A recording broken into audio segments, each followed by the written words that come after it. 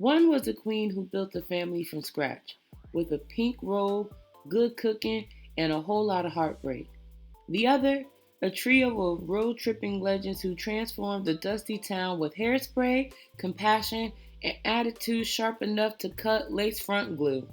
This week on CinemaVerses, we're diving into two tales of found family, fierce femininity, and the kind of drag that isn't just about wigs, it's about survival.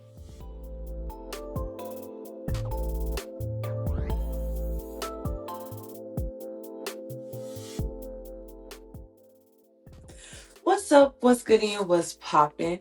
And welcome back to my channel. If you don't know who I am, first of all, let me introduce myself. Hello, my name is Cosmic, aka Top Cat, and welcome to CinemaVerses. Thank you so much for being here. You could have been anywhere on Beyonce's good internet, but you were here with me, and I appreciate you for that. So if you could do me a favor, if you like what you see upon your black screen, if you could just hit that subscribe button right down there, because baby, we're friends now. We're friends now. Make sure that you follow me on all social media platforms. If you want to help support this channel, you could buy me a coffee. You could buy some merch. Okay, work. Welcome to CinemaVerses, where we don't just celebrate movies and black culture, but we also put them head to head lovingly because it needs to be done. Today we're celebrating Pride the only way I know how. Oh, the fracking? No, not that. Oh.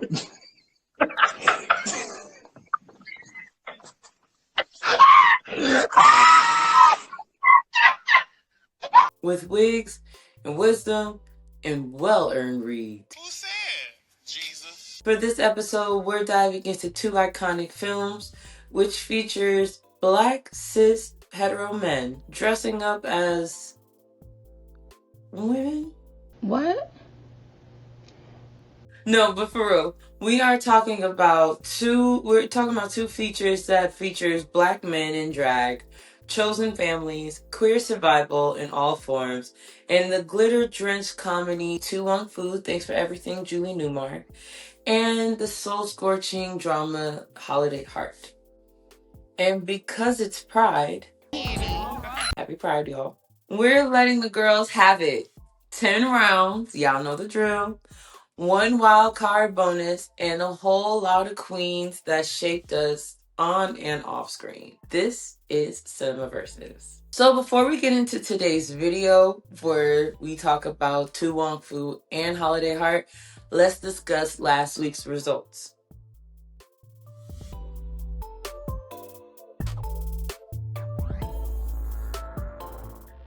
The people have spoken, and it was a very close race, but I'm very surprised because people really love comedy after all. When it comes to the battle of Love Jones versus The Best Man, every time I talk to people about it in person, although in the comments and on other social media platforms, people say that they love Love Jones, The Best Man automatically gets the vote. Y'all really showed out. And I mean, it was neck and neck. I mean, one was pulling in by one vote one day and the other was winning by another the other day. But at the end of the day, by the time I finished the closing poll, The Best Man won. No pun intended.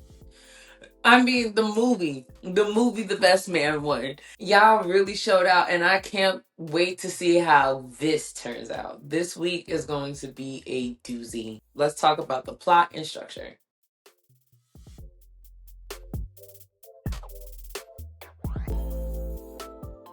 Let's start with the cult classic. Everybody probably knows this one. This is technically not even a black film, but because we have 2/3 of the cast being a part of the diaspora, for today's lesson, it counts. Let's talk about To Wong Foo, Thanks for Everything, Julie Newmar.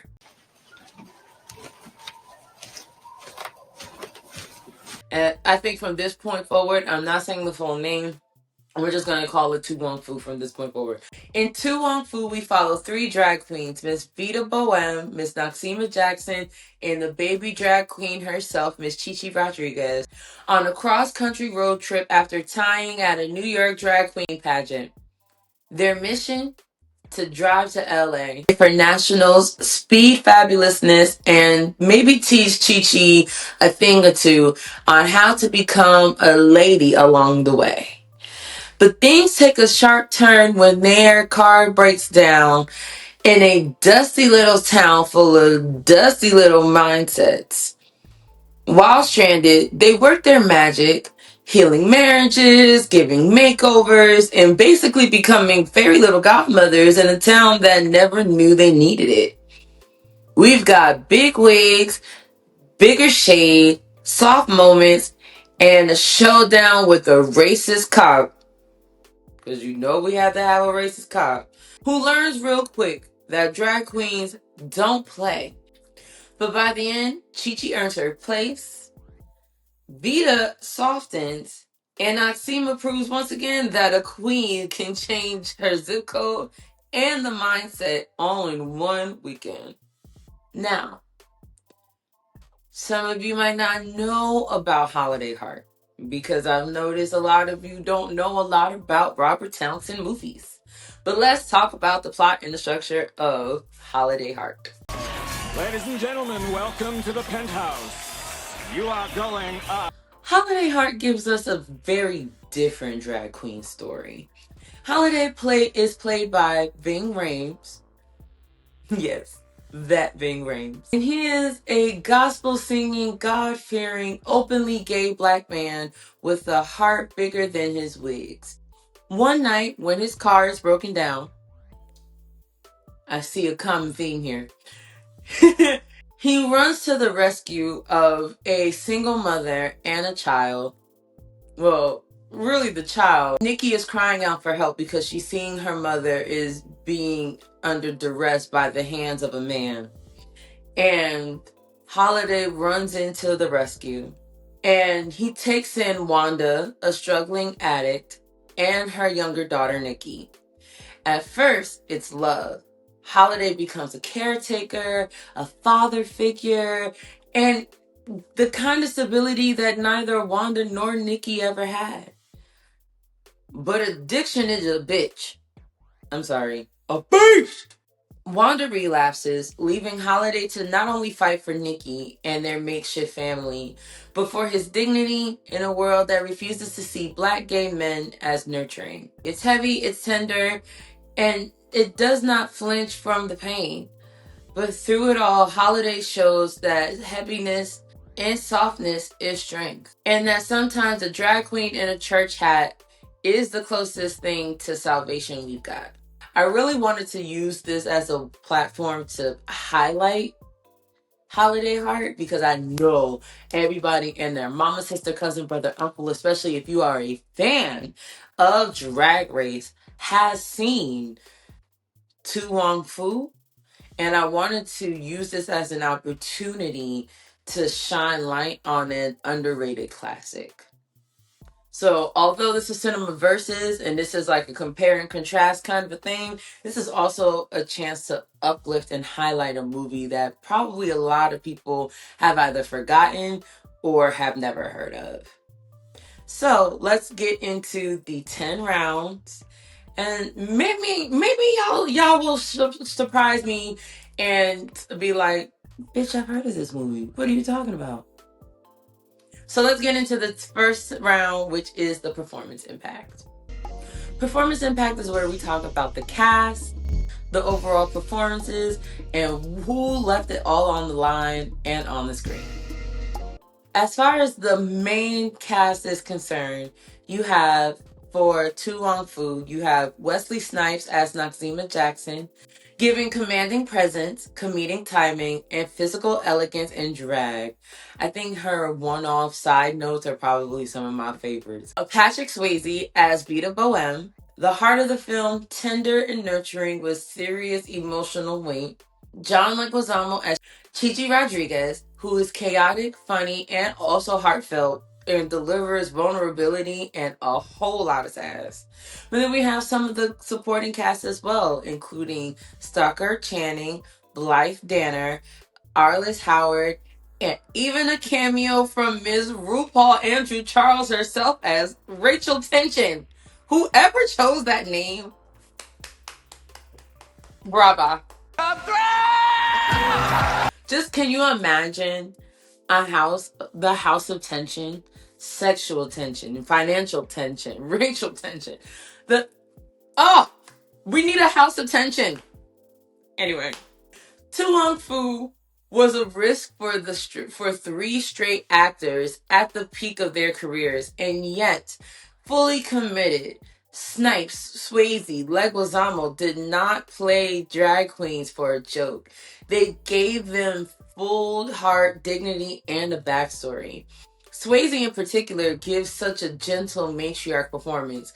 You forget that he was once in Ghost and not as and now he's a mother. Wesley Snipes, the definition of she understood the assignment, okay? I'm telling you, the reads. John Leguizamo brings a raw, youthful energy that makes Chi-Chi the emotional through line. Even though it's campy, the commitment was real. They didn't act in wigs, they performed with purpose. And you can fully tell that they were committed. Holiday Heart has Ving Rhames as Holiday, towering in performance, tender in energy, navigating drag, faith, and fatherhood. Alfre Woodard as Wanda, powerhouse, emotional performance, playing with nuance and pain. Jessica Reynolds as Nikki, young, raw, expressive, delivers real heartbreak. And then we have the supporting cast with Michael T. Williamson. Ving Rhames gives us one of the most unexpected performances of his career. We're used to seeing him as the tough guy, but here he's soft and devout and maternal. It's drag with dignity, grief with grace, and love without ego. Alfre Woodard, man, she never misses. The way that she balances addiction and regret and anger. She's the gravity in this whole film. She keeps it from being preachy, because I'm telling you, the amount of memes that are made from her, man. What makes the performances land is that everyone treats the material like it matters. There's no winking to the camera. Holiday Heart doesn't play to the queerness for a spectacle. It plays it for survival. Let's talk about the Pink Pony Club in the room. All of these actors, the main lead actors, all 4 male actors are cis hetero tough guys in the roles playing a drag queen. That's weird. We're talking about Blade in a dress. Okay, we're talking about Ving Rhames, the I fucked the shit out of your mama, and baby boy in a dress. Okay, like John Leguizamo not only was in The Expendables, he was in everything from Spawn to Romeo and Juliet. We're talking about Patrick Swayze in a dress. Like, these are okay. I think I've dripped. If you think the nail is like in the coffin, you think I've drilled it in. Have I made my point? Either like in modern day, in 2025. Ooh, baby. This would be a hell no. The amount of people that would be like, burn it at the stake. No. So when they stepped into the wigs and the heels and all of this femme, it shocked people. I can only imagine how much it shocked people in the 90s and 2000, especially with the whole politics of these movies should be performed like if we were to remake these movies today. First of all, the humor would not be the same, and second of all, we would demand that they would be performed by actual drag performers. Now, some folks saw it as powerful. It's like the reclamation of gender fluidity. Others saw it as a caricature or even questioned whether or not straight men should or could play queer roles, especially in drag. But here's the real tea. The gag is the roles expanded their image or the image of black masculinity on screen, period. I dare you to walk up to Blade right now and question his masculinity because he was Noxema Jackson 30 years ago. Walk up to Leguizamo and make fun of him for being a little Latin boy in drag crying. Oh, I didn't think so. They challenged what softness could look like on a strong frame. They invited a mainstream audience to see that queerness through tough icons are already respected. Were their portrayals perfect? No. Well, depends on who you ask. But were they groundbreaking for their time? Absolutely. To round two, which is soundtrack and score. All about the vibes, the tone setting, and the emotional storytelling through music. To Wong Foo is pure camp in the soundtrack, and you know it. The music is dragged all up and through the soul of this music. It is glittery, it is joyful, and you are ready to strut from the moment that you start the movie. You have key moments like I Am the Body Beautiful, which is RuPaul. You have Turn It Out with LaBelle for their final performance parade, like of the runway moment in the strawberry fields. You have snippets from Aretha Franklin, Salt and Pepper, the Commodores, Tom Jones, and other iconic performances peppered all throughout. And then the score itself is lighthearted, upbeat, and theatrical. The score isn't dominant, but the licensed needle drops carry the emotional tone, especially during the drag makeover, where the girls are coming out and they're all just like feeling themselves and they're all vintage and stuff. It's so cute. The soundtrack isn't about just the underscore of the story. It helps crown the queens.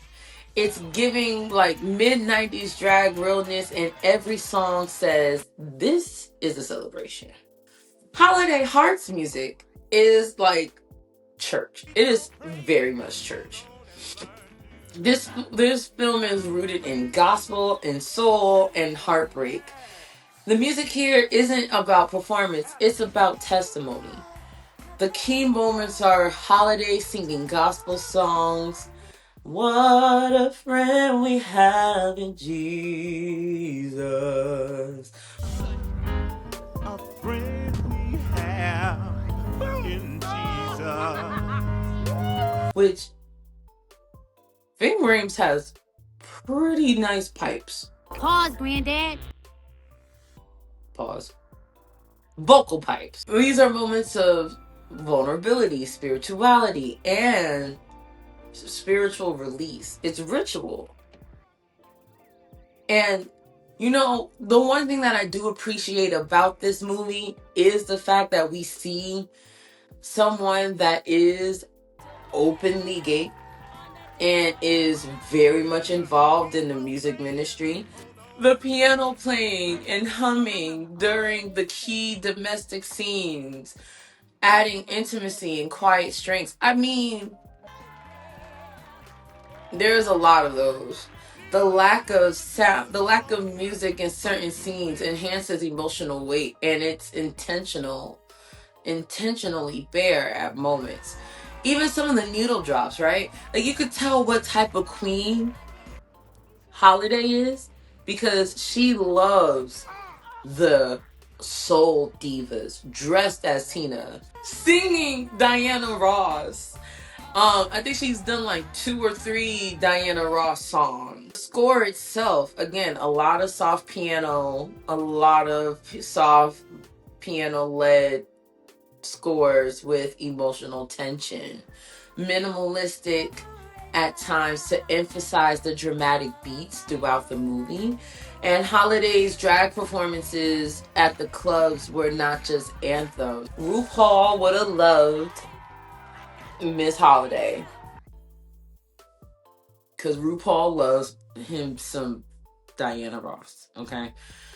Holiday Heart's soundtrack isn't loud all the time, but when it hits, oh, it hits. Every musical moment reflects who Holiday is as a woman of both glamour and grace. So To Wong Foo is camp 90s anthems, licensed tracks and needle drops that elevates the mood, and music that performs and transforms. Whereas Holiday Heart is gospel rooted, soulful, and subdued. It's sparse and score with musical enhancements and emotions. This music was more of a prayer, a form of identity, and a pain release. Both films use music as ritual, but one does it as a way through disco and disco balls and dance break. Either way, the music holds the emotion. Let's talk about writing and dialogue. Because the LGBT community doesn't just speak. We read, we drag, and we slay with our words. If I asked you right now, name one quote from Tu Wong Fu. Tell me in the comments, what's the first one you thought of? That little Latin boy in drag is crying. Find out why that little Latin boy in drag is crying. Little Latin boy in drag, why are you crying? It is campy, theatrical, and over the top. Packed with iconic one-liners, drag level shade, and heartfelt monologues tackled together all through glitter, a little bit of gloss, and a whole lot of pumping. That could come out wrong. It uses comedy as a disarm, then it hits you with the emotional sincerity when you least expect it. Iconic lines. I am the Latina Marilyn Monroe. I got more legs than a bucket of chicken. She got so many one-liners. Noxima had the lines. Child, no. You would simply put a boy in a dress. Noxima had the comebacks. Okay, Miss Holiday, she not going. She's staying. Staying, huh? Well, all right, Miss Jennifer Holiday. You go ahead and stay. Don't forget to write. Basically, the script is giving theatrical realness like a queer stage play with lipstick on a mic. It's written like it knows that the girls are watching and they're gonna quote this every day at brunch. It balances laugh out loud camp with real talk about identity, safety, and the ways that queens mother each other. There are some bite under the blush, and apparently this is where there was a little bit of contention between actors, because apparently Patrick Swayze is very much by the book, maybe a little too method, and Leguizamo is very much an improvisationalist. And whenever Leguizamo would fly off the cuff, it would piss Swayze off to the point where, dressed up in full geesh, they wanted to fucking fight. Oh, but you want to really fight. Let's talk about Holiday Heart. It's emotional, it's grounded, and it's intimate. It leans into character-driven dialogue, and it's less quotable than comparatively to Tu Wong Fu, but it's definitely more conversational. When Holiday and Miss Wanda are having that conversation about how Silas is moving in, and Holiday reads the shit out of Wanda. It's his pocketbook. Or is it his dick? I just don't know which one, the one in his pants or the one in his briefcase. Ooh. When she's like, why are you being so nice? Oh, she's like, I don't do. And he was like, Oh, good. And just so you know, I don't do no count evil bitches who sleep all day instead of taking care of their damn children. Oh, a queen is gonna read you the fucking filth. A queen is gonna read you the fucking filth. Holiday's dialogue isn't flashy, but it cuts deep. Her words carry like gospel. They're scripture for girls who've been broken and still choose to love and to live. Where Wong Foo reads you to filth with a feather boa, Holiday reads you to filth in a house robe with tears in her eyes and maybe a Bible verse or two. But Holiday Heart is raw and tender and emotional. Not everything needs to be fucking funny all the goddamn time. It's painfully truth and fiercely lovable. Every line feels lived in, and I mean, even with Holiday and Silas together, like when she was like, "Honey, even at my peak, you wouldn't. I wouldn't even want you in my best day." He was like, "Please." Low key, I think Silas was a little like attracted to Holiday once he like calmed down. But that's just me. I might have been reading into it. Anyway, one gives us a drag pageant of words, and the other one gives us realness and prayer. Well, I call it realness. It's just prayer. Direction and vision. The girls who framed it gathered it together and guided us in glitter and greatness. I can't even say girls because, Robert Townsend.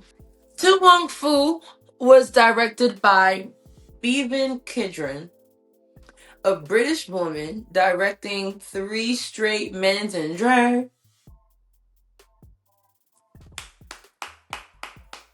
That's already an unexpected lens, but Bevan brought a theatrical storybook tone to this queer road trip. Her vision and style was whimsical and colorful, almost fairy tale like Americana. The town's transformation is a visual metaphor for from bland and beige to bold and brilliant. The way that the town literally had no color to it being all these vibrant oranges and reds, and even the strawberry social the night before they left was just this pop of color, was beautiful. Even the night before, where the strawberry social was vibrant and colorful, right, is a testament to how beautiful the visual direction of this movie was.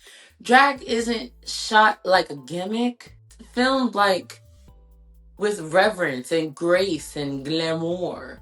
Not just glamour. It's emotional.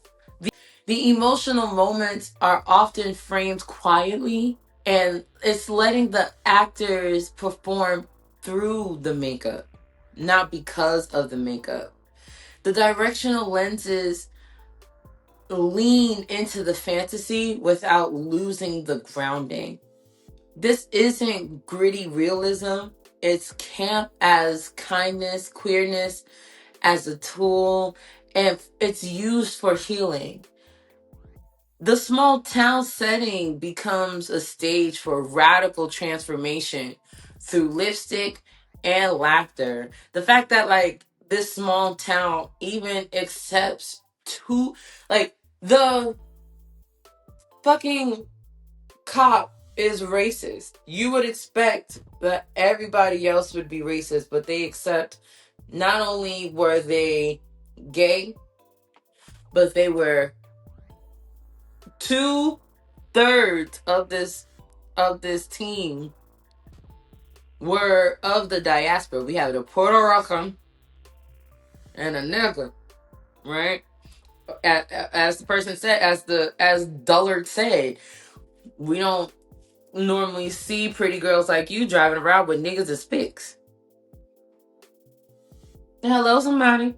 This one small town overcame homophobia or transphobia because all these girls were never not in drag, and racism. They overcame a lot in a short ass period of time. So that goes to show the direction and the power that, and it was believable, all because of the direction of this movie. This is what gagged me.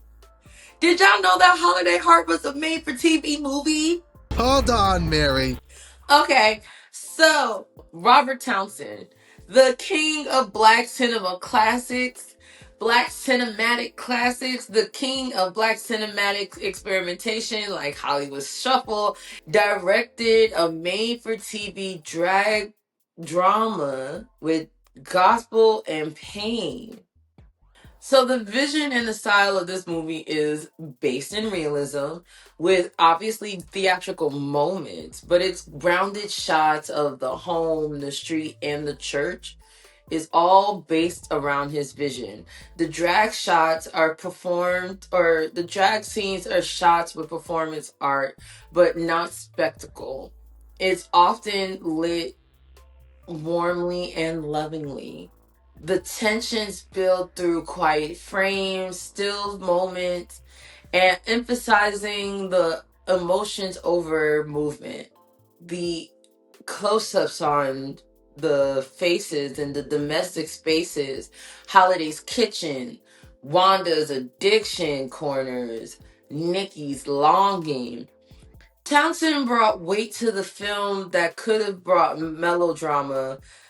I mean, it really could have been super melodramatic, especially knowing that this is a made-for-TV film. It could have gone in the long lens of, like, Lifetime movie-ish. And it never, like I said, it never feels preachy. His vision says that this is a black queer gospel, and it's gonna sit with it. You're gonna sit with it. It's not flashy. It's often full of purpose, and every moment feels lived in and deliberate. Holiday isn't just fabulous, she's maternal, she's faithful, and the camera is full of those moments. Wong Foo is colorful, it's stylized, it's full of feel-good moments, and it showcases through the lens. It's fantasy, Americana, drag is used as a liberation. It gives road trip movie energy, and a female director telling a story of a chosen family. Holiday Heart is gritty, warm, emotionally focused, grounded in domesticity. Drag used as survival, and it is an intimate character portrayal with the black male director telling a story of black queer faith and care. Both had a vision and both saw their queens clearly. Costume and style. Because in queer cinema, your look is everything. And these films both served us in their own way. Let's be clear. Wong Foo is a full-length fashion show, and every outfit is a statement. A drag spell with full-blown tactile in every form. Costume is bright, bold, pageant-ready ensembles from wigs to wedges and ready to go stacked wigs from head to toe. And I'm talking about wigs on wigs on wigs. Nakasima stay giving us fringe. The fact that somebody was like, I want that, and she was like, no, it is fringe, darling. This is mine. She knew her style. She knew what she wanted. She was either wearing fringe or velvet. Nakasima had her style. It was giving disco diva motion, always flowing and commanding. Vita always wearing elegant, matronly glam. Chi-Chi is the fashion caterpillar becoming a butterfly. High fat, high femme, high drama, always a little chaotic. Can we talk about their arrival looks in this dusty, crusty town? The way that they stepped out like they were about to bless like an award show, full on drag, 90s heat, and without a lash in place. And I'm talking about like from changing out of their attire because they were afraid that they were going to be profiled after dealing with what they thought was a dead dullard. Dead dullard. That sounds fun to say. These costumes weren't just a fit. They were performed. They were fabric in monologues. Earrings had character arcs. I mean, even the way that their costume, the way that they designed their damn bedroom. Holiday Heart is more, it's giving church girl, and not like the Beyonce church girl. I mean, like traditional church girl. It's not a runway in drag, but it is real black femme. When Holiday dresses up, she's normally dressed as a Supreme. So we have like the 1960s wig, or she's dressed as Tina Turner in one scene. This is classic, rooted and sacred. So Holiday serves wigs and robes realness. If she's not in drag, her hair is pressed and curled. Think Sunday's Best with a side of satin and soul. Big auntie glam with late night cabaret. In her performance, she channels icons like Diana Ross. Elegant gowns, tasteful sparkles, feather boas, but never over the top. Outside of drag, like I've mentioned, often intentional, but always lined lips, pressed hair, button cardigans, or suits, but still her. Holiday's drag wasn't about approval, but it was about peace. And her clothes weren't just armor, they were also her altarpieces. It was very deliberate that when she was not in drag, that she was still very much a male presenting male, right? But femme, soft, a soft presenting male. But she was not trying to give trade, honey. She was not trying to give off as a passable straight man. Even for individuals like Nikki and Wanda. When Wanda was up, Wanda was good. But when Wanda was bad, was Wanda bad? Wanda's hair was giving Tyler Perry wig realness. Even when Wanda's bad, would never look as bad as Tyler Perry wigs. Who am I kidding? So where Wong Foo was high fashion performances in drag, Holidays was an intimate self-expression. Both were valid. Both were needed and necessary, if you ask me. Shadow work, where queerness meets pain and identity forged in the fire. Now, on the surface, Wong Foo is a campy, cute, and cheeky cult classic, but underneath the wigs and the whimsy, there's trauma. Oh, Lord. I know somebody is rolling their eyes. Oh my gosh, here we go. Queerness and trauma. What's new? Yada yada. But come on, let's talk about it. We gotta talk about it. I wouldn't be me if I wouldn't talk about it. Each queen carries their trauma differently. Miss Vita Bohem's shadow is a deeply buried past of rejection, implied trauma, and the weight of being the mother on her shoulders, and she nurtures to survive. The way that she took Noxema in, and although it's not explored heavily as to how much she took Noxema in, she did say that she gave Noxema a couple of pointers to take her from looking like Mom's Mabley to the beautiful glamazon that she is today. The way that she was quick to take on Chi-Chi, and she had to explain and to convince Noxema to take on Chi-Chi. And the way that she took on Carol Ann and Bobby. She's always so quick to take on everybody because I guess there's a part of her that wishes that somebody would have seen and rescued herself. Noxema's shadow. Noxema masks her pain with aloofness and side eyes, but we capture glimpses of her deeper loneliness and racialized experiences in white spaces. This is the 90s. It is still very much a time. It is still very much a time of a racial divide between the diaspora. Noxema did not, although Chi-Chi is one of us in some form, some shape, form, or fashion, Noxema wanted nothing to do with Chi-Chi. She said, I don't want to get involved with that Hispanic mess. You don't want to be getting mixed up in all that Latin mess. She might turn out to be a Sandinista or something. Okay, let's move on. When it comes to white people and their shit, some people might believe that that might be the smartest thing for her to do. But the person with a lot of, I think, like, if we were to do like a tier of the most trauma versus the least trauma, I think Noxema had the least explored trauma.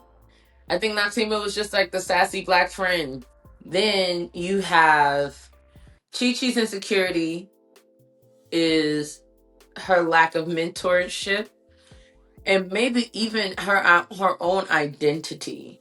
She was willing to hide the fact that she had a third leg from Bobby Ray because Bobby Ray saw her for who she was. Mostly he saw her identity and was willing to risk it all for love, and her need to be seen leads her to act out, and she's searching for identity and belonging. All three of them had subplots in the town culture in some way. Vita helped with Carol Ann and her abusive partner. Noxema was able to turn the obnoxious, rude townsboys into upstanding citizens by getting them to put on a clean shirt, be more respectful, good morning, ma'am, all of that. Doesn't really linger too much on the trauma, but it does make it clear that these queens do know violence and they know fear, but they choose joy anyway. Whereas Holiday Heart, on the other hand, it is basically shadow work. Holiday Heart walks through abandonment, rejection, heartbreak, and loss. Yet it still finds the strength to give love where there is none. Holiday Shadow is about finding faith where it clashes with queerness, maternal instincts, and the society that doesn't see her as a capable caretaker. And she battles invisibility and hypervisibility. So, in this case, although Wanda did accept her eventually, she was thwarted by Silas because Silas saw her as a perv at some point. Although she was extremely loved, she was never loved out loud, though by her own choice. Wanda's shadow is obviously about addiction, self-worth, self-care, and her inability to choose love over escape. Whatever was the source of her to keep going back to the addiction, she knows that she was broken in some way, and she doesn't know how to stay whole. Even at one point, the love of her child wasn't enough to not choose the addiction at one point, and was willing to allow her child to be at risk Nikki, a child growing up in all that chaos due to her mother, had to watch people leave and go. Even Holiday at one point rejected the invitation to come back. But Holiday eventually did come back. And Holiday became her safe place. Holiday's shadow isn't just personal, it's systemic. She fights homophobia, misogyny, addiction, culture, and the silence around Black mental health. Her love is loud. Her love is loud, but it also is holding oceans. This film doesn't flinch. It says, yes, I love you. And yes, I'm tired. This film is shadow work, and that's survival. I mean, even Silas had to deal with some form of shadow work too, because at one point Silas couldn't even believe that he was worthy of good things. Even though he loved and cared for Nikki as his own daughter, when he saw that Wanda left Nikki alone and abandoned her, he couldn't take it. He couldn't take it. He felt like there was nothing worth staying around for. So Wong Foo had trauma hinted, but not obvious because it was hidden behind layers of camp. The characters healed through helping each other and helping others. The community was an emotional balm, and shadow was often softened by color, whereas Holiday Heart was a trauma placed like in your face. It was something you couldn't hide from. It was placed front and center, and characters healed by facing their past head on. Family was their emotional battlefield, and shadows were shaped by grief and gospel. In both films, they show that shadow work isn't always visible. Sometimes it's quiet in decisions to stay fabulous in a world that tells you that you're not supposed to be here. Queer people carry the weight, but they also carry the light. Joy Alchemy. How do these films transmute pain into power? Where does the joy come from, and who gets to hold it? With Wong Foo, this film is joy in motion. Not because everything is perfect, but because joy is chosen. Drag is a celebration. Sisterhood is survival, and the town becomes a stage as the queens become the directors of their own destiny. Chi-Chi, the baby drag queen, earns her place and learns to love herself. She goes through all 4 steps of becoming a full-blown drag queen, and is no longer a baby queen. Vita softens up as she goes from the stoic emotional parent, present in every way, especially in protecting the abusive Carol Ann. Noxima warms up, just all side eyes and one-liner quips, but she sees as we see as her walls drop just enough to let love and laughter in. And the town transforms from fear to freedom.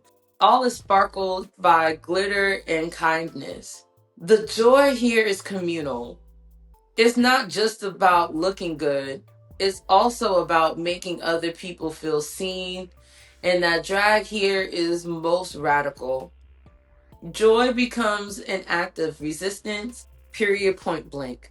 When the town decides to stand up to Officer Dullard, and they're like, I'm a drag queen, I'm a drag king. You want to feel my boa?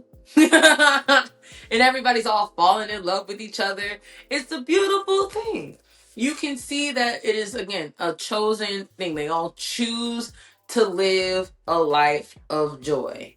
They brought some color, they put some color in their cheeks and a pep in their step, all because of 3 beautiful queens. Holiday Heart's joy isn't so loud and in your face. It's not all glitter and pop songs. It's a slow burn. A healing kind of joy that shows up in stability, ritual, and connection. Holiday and Nikki's bond. Their relationship is so tender. It's a relationship that kind of stabilizes the film. It's a joy that's built on pancakes and prayers and unconditional love. Holiday performing Diana Ross. The fact that that club loves and reveres a queen as old as Holiday, right? They call her their oldest treasure, and they don't make her feel old. You know, nowadays everybody wants the young thing. At least that's what it seems like online. But they treasure her. Wanda's recovery when she got away from the first dude and she becomes stable and she started writing the first time. Like, it was a beautiful thing. It was a glimmer of hope in the storm. And then just like a testament of faith. Holiday never lets go of their faith and their belief that something is bigger all throughout the pain. They never questioned whether or not God was real. They never questioned whether or not there was something bigger than them throughout the entire thing.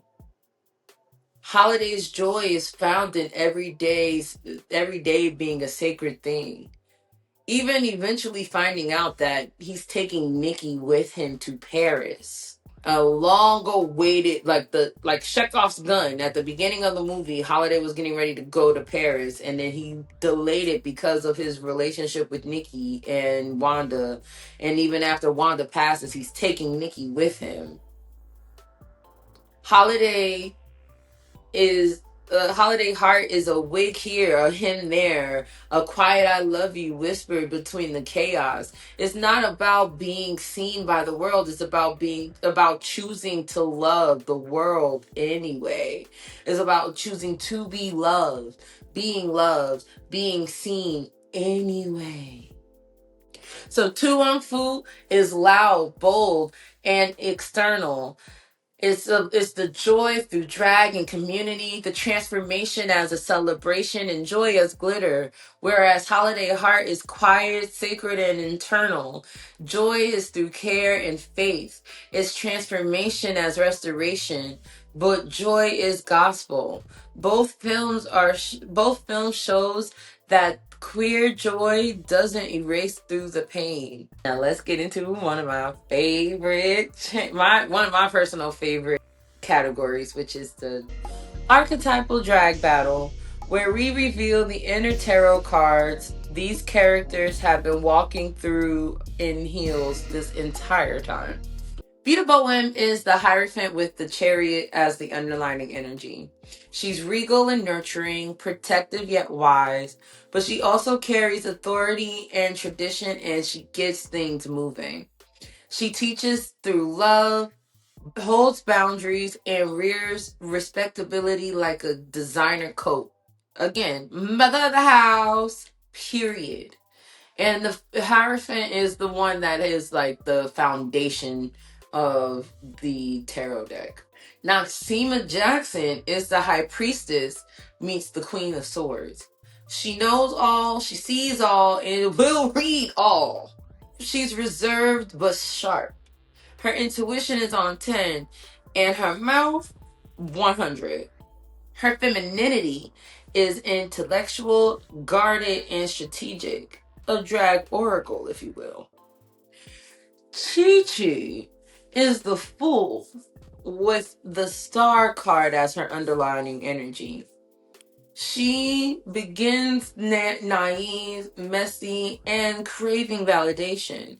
But by the end, she becomes a symbol of hope, confidence, and self-believing. I mean, she does get crowned by the end of the movie by Miss Julie Newmar herself. Her journey is a raw transformation from caterpillar to showgirl. Each queen walks a path that is both personal and mythic. Their drag isn't just for show, it's a visual language for who they are underneath. Holiday and the women around her are spiritual archetypes in motion that are sacred, scared, but stunning. Holiday is the strength card meets the hermit. She's the softest heart and the strongest spine.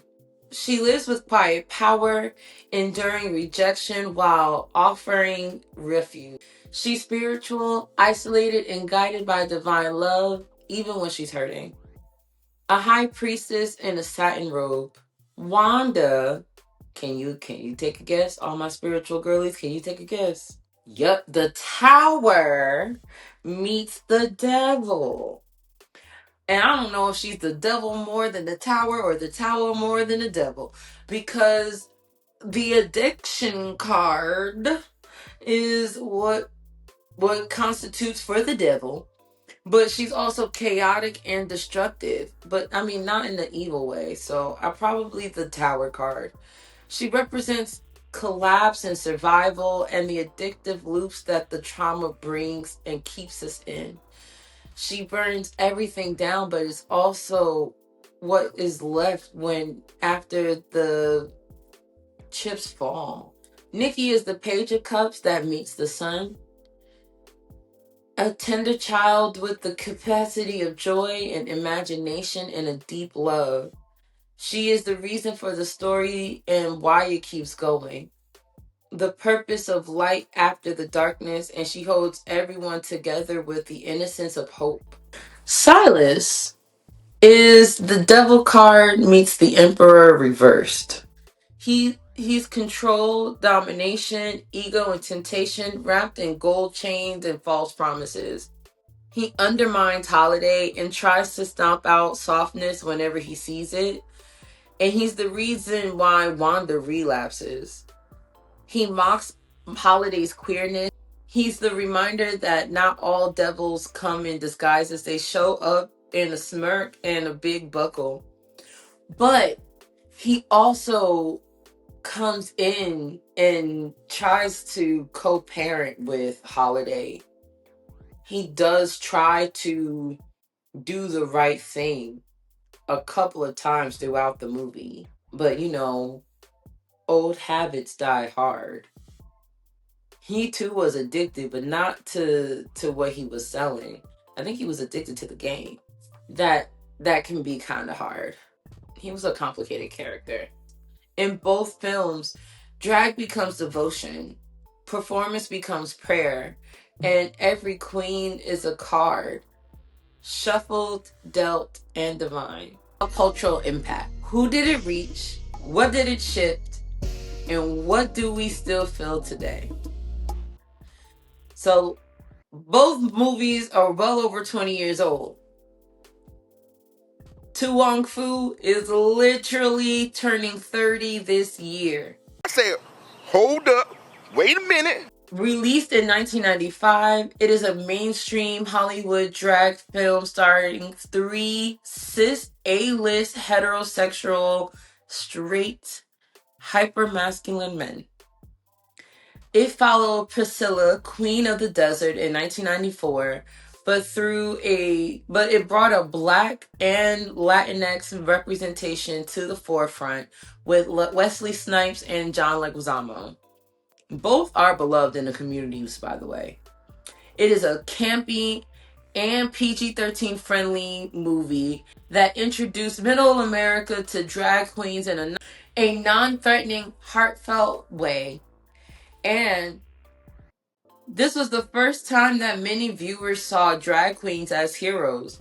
Not as jokes, not as villains, but literally as fairy godmothers in heels. It gently opened the door for Drag Race to eventually sashay through.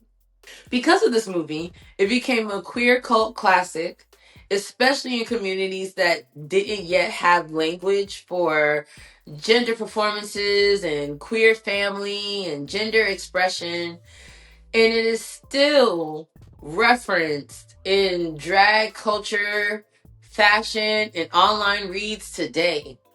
Holiday Heart is a staple in Black movies.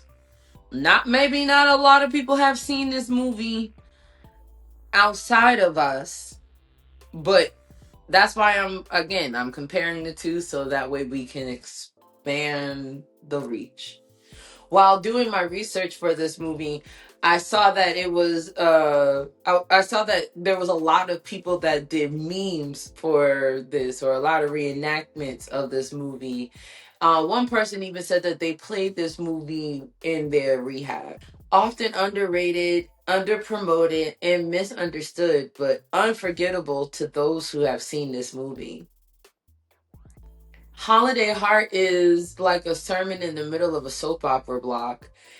It's an emotional whiplash for people who weren't ready to see a black man in drag, but also as a father, a Christian, and a caretaker, are blown away. I don't know how many times I have seen that Ving Rhames should have gotten an Oscar for the role of Holiday, because he really put his whole heart and soul, no pun intended, his whole heart and soul into this role. For many Black queer viewers, this was their first time seeing themselves treated with such complexity on the screen.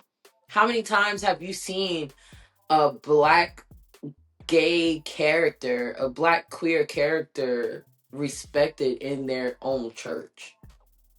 Don't worry, I'll wait. Yeah.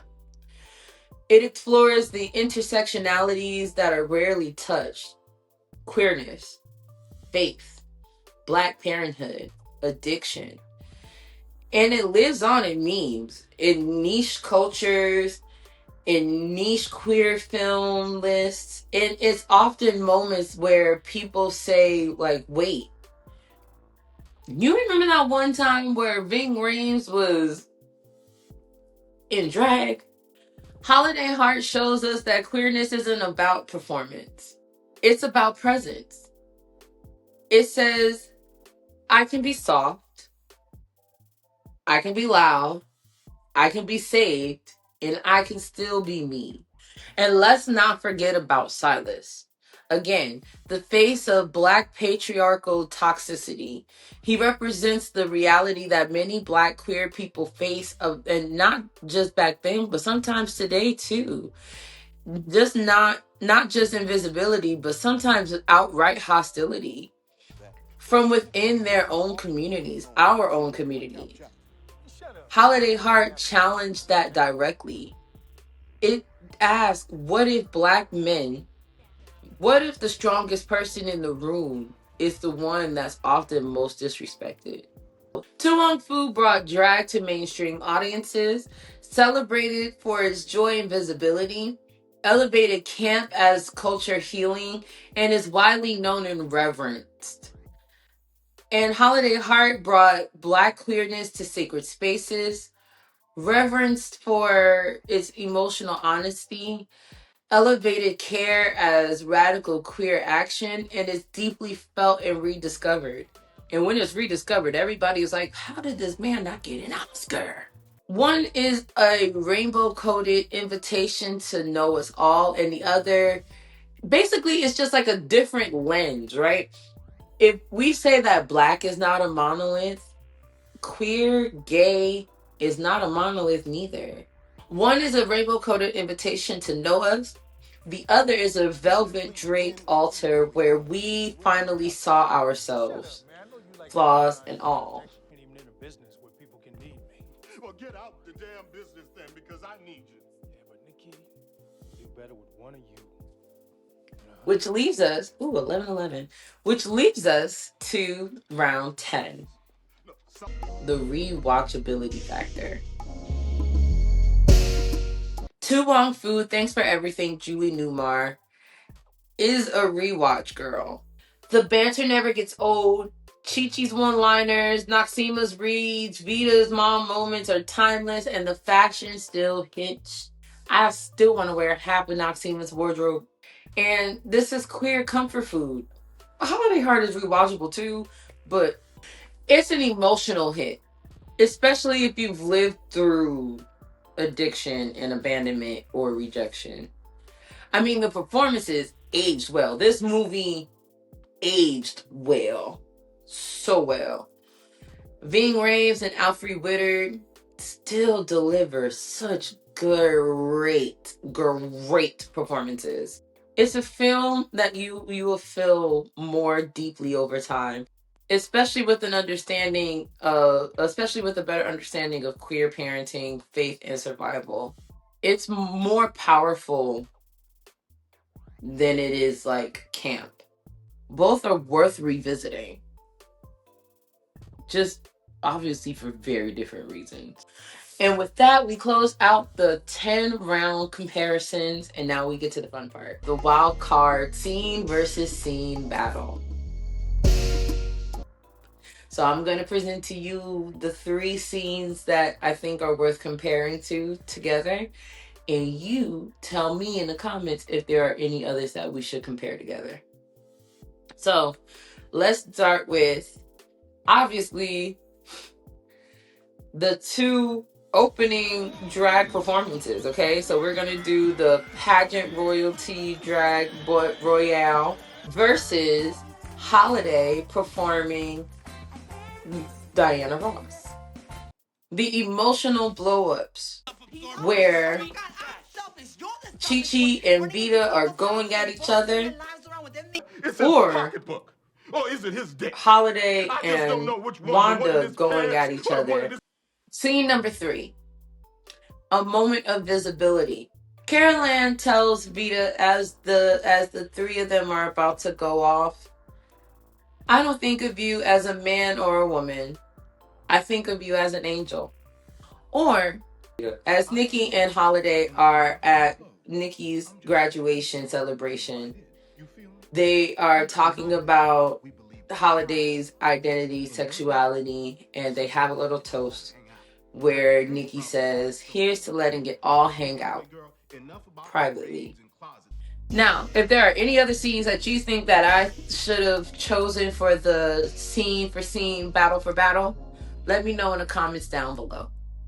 Now, whether you voted for high camp or quiet catharsis, what matters is that we see each other.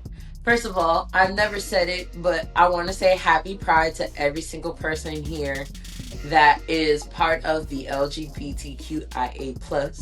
As a pan woman, I love you all. Stunning. Black queerness, Black queer stories aren't always just about entertainment. They're healing, and they're necessary. They're history, and they deserve to be celebrated with just as much glitter as we can throw at them. So this Pride, I hope you honor yourself the way that Holiday loved Nikki, fiercely protectively, without apology. And I hope that you show up like Vita, regal, righteous, ready to read the room with expression. I hope that you find love the way that Chi-Chi wanted to be loved, fully seen and wholeheartedly. And I hope that you have the bite and the comeback and the joy and this just wild to vivre like Miss Noxzema in her fullness, the full Hollywood glam that she fully is, okay? Leave a comment with your favorite scenes, your favorite quotes, or the drag queen in your life who shaped you. And don't forget to vote for this week's matchup. I just want to say thank you so much. And until then, this has been CinemaVerses. Protect Black art, stream Black stories, and I'll see you in the next round.